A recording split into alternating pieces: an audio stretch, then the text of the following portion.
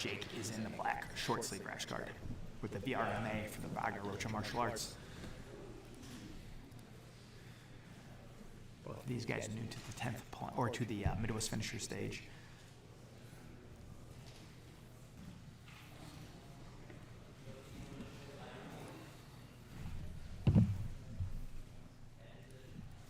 Seeing both competitors agree to a little bit of stand-up. Jake gets that submission. Kyle pulls, and now he's attacking from the guard. Nice way to close right to that rubber. Let's see if Kyle's able to use this to create some potential offense here. Jake is one of the kind of dark horses who, if you're newer to Midwest finishers, but he has some wins over some top talent. He has a win over John Combs in his competitive career. He's also a survivor of a stroke. So it's amazing to see him back on the mat competing at this high level. It's one of the cool things you'll see with jiu-jitsu, how many amazing stories you hear from competitors. And you know anyone who's gone through that is going to be incredibly mentally and physically tough. Nothing on the mat's going to get deter him too much. Kyle's showing some really nice rubber guard. His teammate, Sean Thompson, we saw similar attacks from earlier in his super fight at the beginning of the day. Jake doing a really good job with his head pressure, making it difficult for Kyle to really get that shoulder control with the rubber guard here.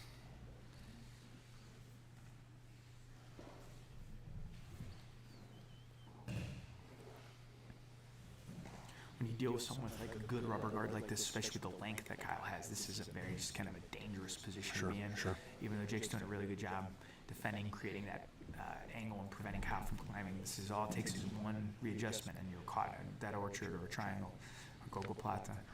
But again, very high level competitor from Jake, so there's nothing he has not seen. So in a traditional rubber guard scenario, would you find yourself trying to pressure into him a little bit more, or would you try to be trying to get your posture a little bit more? I think it depends how deep you are into it. Sure. I obviously want my posture and don't want him to break me down to it in the first place. But a lot of times once I'm in it, I want to keep good heavy pressure, keep him flat, not let him get those angles. But Kyle looks to be the kind of rubber guard player that his legs are so long and he's flexible that even when you do that, he can start climbing those legs in front of the head. Super high, yeah. Just very casually there, he's able to get his feet very high up on the back. His knees are super high. But you can see how much pressure Jake is putting with his head into Kyle's chin, and that's really going to be hard for Kyle to get that good angle. He kind of has to retreat and reset. I'm expecting Jake to try to, next time he gets posture, try to come up and create that standing pressure. Sure. Because staying low in the rubber guard of a guy like Kyle is going to be very, very dangerous. And even if you're good at defending the submissions, it's hard to put out any offense. And again, all it takes is one misalignment of the knee or elbow and you're caught. Now he's doing a good job driving his left knee into his left elbow to try to create pressure into Kyle's legs. And this might be in a good angle for him to try to get into a passing position, which it is. And now he uses the pass all the way through. Beautiful pressure passing. Beautiful pressure pass. But Kyle's able to get the knees right back inside and now is looking to enter the legs and through the butterfly. Very sneaky guard work by Kyle. Very nice underhook butterfly game. Good base by Jake on top here. Jake behind, he's trying to take that back from standing. Coming from Wagner Rocha's gym, this is something you know they are very good at. You see Wagner do it all the time. He gets to a deep body triangle. It's a big change of fortune from there off that scramble. Now Jake has a tight body triangle. He's looking to get control and slowly pull Kyle into an angle where he can start setting up the choke. Switch his sides to give him a better chance to the choke up after Kyle's doing a good job getting his shoulders to the mat.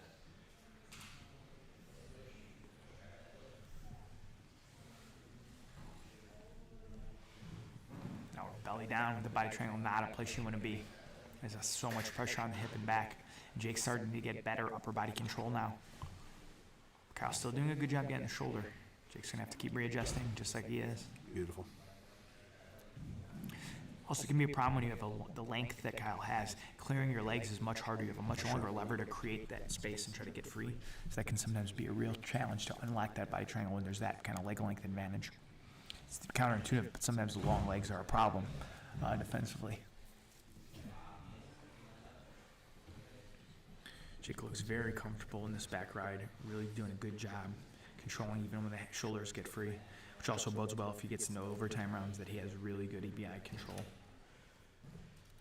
looks like Kyle's starting to kind of disrupt the integrity of his body triangle a little bit. But Yeah, he's getting a foot in the middle this time. We're now halfway through. Jake just doing a really good job of keeping that chest-to-back connection. He's starting to get a little bit more aggressive with the face, with the arm across the face, which is smart. He was trying to get kind of clean chokes, and now he's putting a little bit more neck and head pressure and making Kyle uncomfortable, making him really painful for the spine. Try to get that opening to try to find the neck, find his arm. This kind of half-twisted position that they're in is a very, very uncomfortable one for Kyle. His hips aren't completely flat. He's taking a lot of pressure into the rib cage. It makes it harder to breathe. And it's hard to move because you can't get a good push off on the floor. You're not fully mounted. You're not like fully in the back take position. Now we're the mount with the body triangle, which is not fun for Kyle's spine. Jake seems to be pretty content with cooking his opponent from here. Yeah. When your hips are elevated with that body triangle from the mount, it's very hard to bridge because you can't get a connection to the floor. Sure.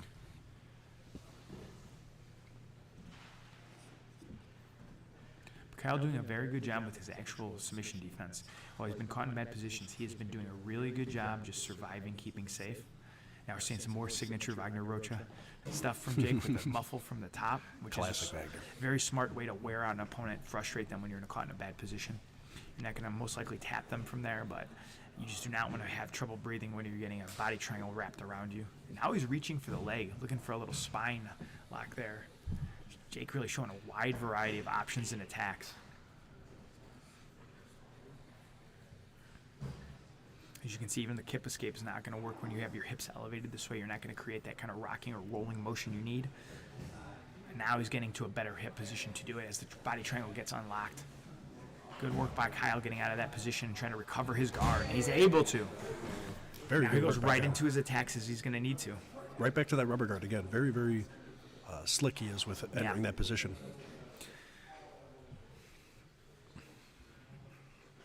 Very patient defense by Kyle on the bottom there. That was very beautiful. Now he's climbing up for those arms. Again, looking for dead orchards.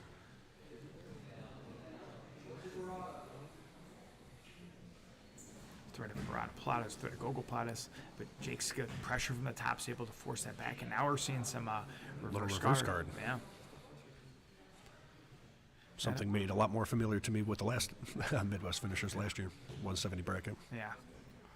Now this is not the kind of reverse close guard that you're seeing a lot of the guys like Abe from New Wave play or Owen Jones play, going for Abe locks, but you can still find some of the similar foot locks from here. Interesting position.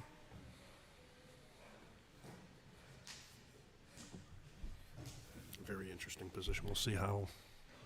We might see some high ground attacks from here from Jake. This is another kind of newer thing you're seeing more and more of. Beautiful entry into Right the into saddle legs. position. Yep. Kyle does a good job controlling those legs. Jake's got to roll through to get exposure, but while doing that, you're going to give your partner the best chance to create some smashing pressure and pull their leg free.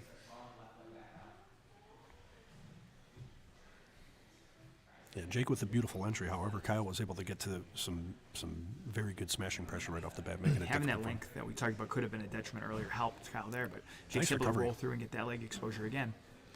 I was looking to pull that leg down and get belly down into it. It's a better position here. However, Kyle's still got his legs pretty. Those legs are far away. Those little Very, long very far legs away. are pretty far away from him. Now here's a toe a hold nice knee bar extension. option. The knee bar looks good, but Kyle does a good job turning the knee away. He's trying to switch to that inside heel Heel hook, hook. or outside, excuse me. Now you're worried about got the a back nice bite. exposure. 1 minute left. Kyle doing a really good job hand fighting from this position. Looks calm like he's been here before. Gets the leg, secondary leg inside. I think he's gonna be able to cross his feet through. Now, awkward hip position here. Jake trying to create space to isolate those legs, but again, the length of Kyle is really helping him stay ahead and stay into a good position where it's gonna be hard to isolate that leg, especially with the short amount of time left.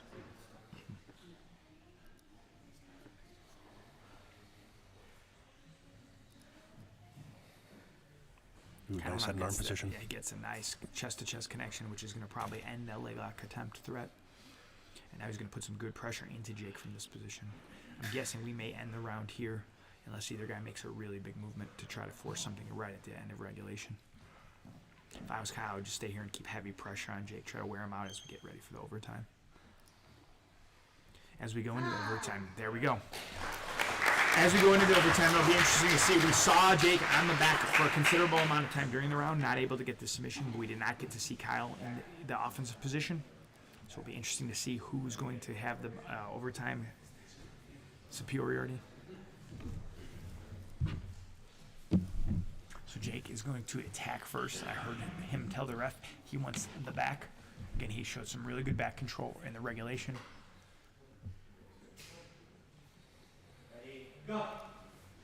Starting on the back. Right away goes for the body triangle. And as I mentioned, compared to the earlier overtime round, again, you right away are going for the body triangle. Kyle did a good job of not letting it happen.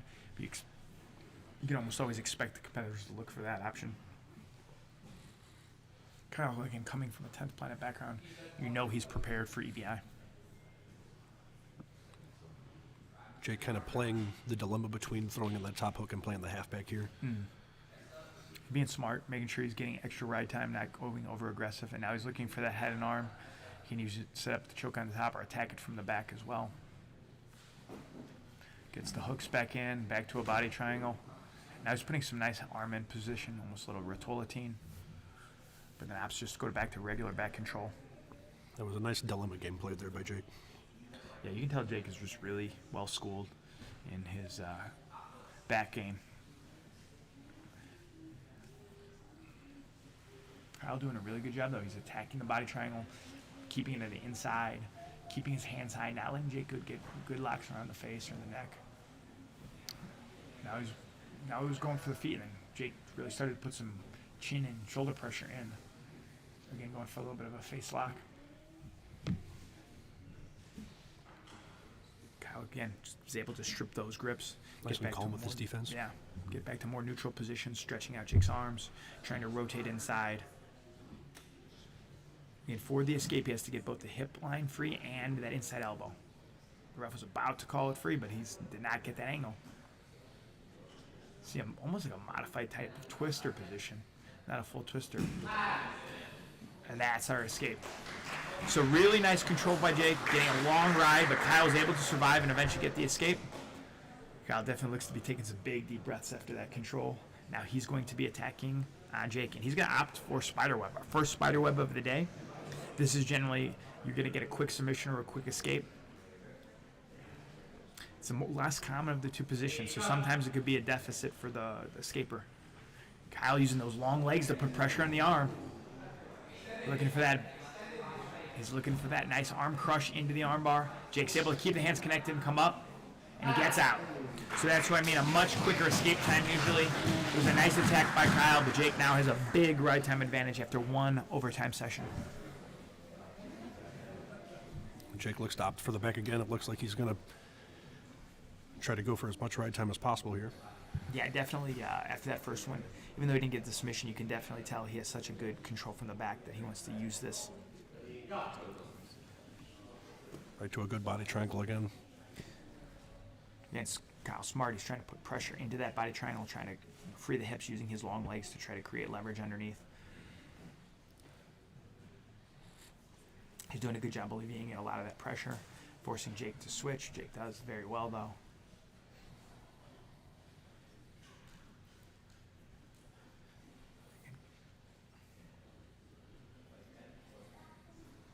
Kyle really trying to disrupt that body triangle as much as he can. Easier said than done sometimes. Yeah, and especially when we're worried about ride times as the rounds go deep. The problem with the body triangle, why so many people are going to use it, is even if you're defending the choke ball, you're just kind of stuck here. And the more you focus on opening the legs, the more your neck and arms can get opened up. So it really creates problems both in escaping and both as defending. And his experienced guy like Jake is just doing a good job of attacking once Kyle starts worrying about the legs and repositions.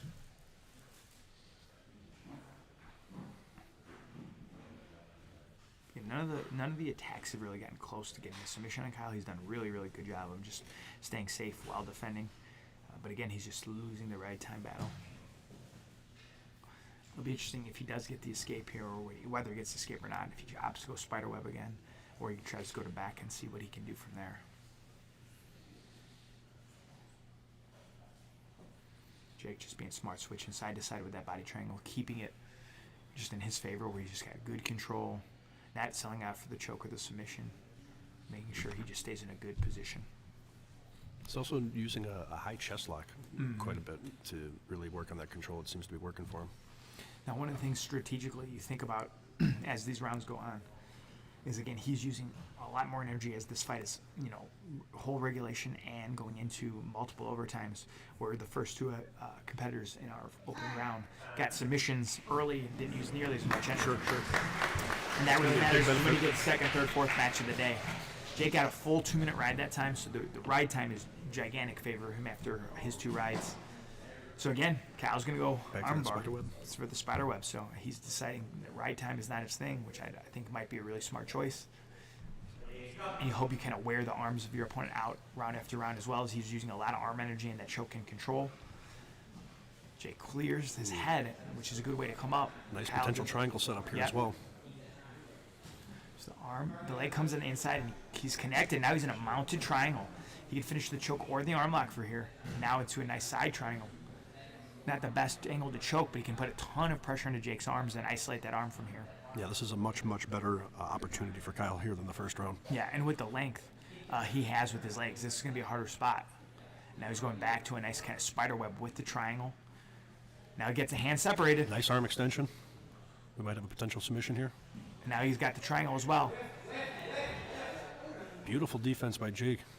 But now he's locked in a triangle. Keeping that shoulder. Kyle's going to try to climb up into a mounted triangle again. Jake pushing him down. Now he's going the double legs over the top. And there's the Good escape. defense by Jake. Really fun overtime scramble there. Now we're going to head into our third Beautiful overtime back and round. forth. So it's still a big ride time advantage for Jake, but really nice attacking there from Kyle. So I think we're going to see the same thing. I think Jake's going to go from the back, try to control, and then Kyle's going to really try to get that sub when he gets to his round, looking for the arm. Obviously, Jake had to use some real gas or some real fuel to get out at that time. His arms probably are a little tired. Let's see if he has less control, or if he tries to get a quick sub to try to get out of here. Kyle does a much better job getting to a hip-free position. He still has to get the elbow free, even if his hips are free. And he A lot does. more aggressive with his defense And I that think time. that Beautiful. escape came from the attack in the last round. Kyle really made Jake use a lot of energy in that last round. So here we go. Last of our overtime round. Kyle needs to get a submission. It's for all the marbles. Without a submission, he's going to lose the ride time battle. He has some really nice pressure going on the arm. Jake's climbing up. Again, he's going for that arm crush. Jake's coming up. Head's coming free. Let's see if he can get out. Really good posture by Jake here. He's just going to yank out. Kyle doing a good job keeping the connection, but it's not looking too good. Now Jake's stepping over to try to use his hips, and there's the escape. Good job So from Jake Straus is going to get the win in overtime. A really fun match. Really great attacks by Kyle and great defense. I'm sure we're going to see him again, but he's just going to come up just short in his ride time. Yeah, very exciting match between the two competitors. Hands off.